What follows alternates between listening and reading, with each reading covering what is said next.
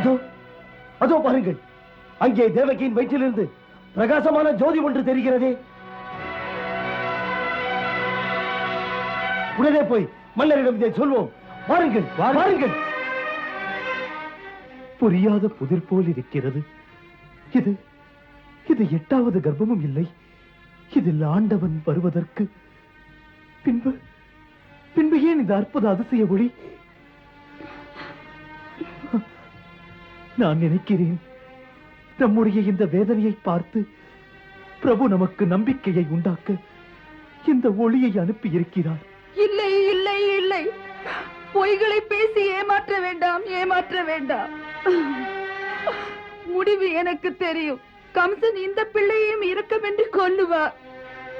பிள்ளையை கொல்லுவார், பிள்ளையை கொன்றே விடுவார். புலம்பாதே தேவி,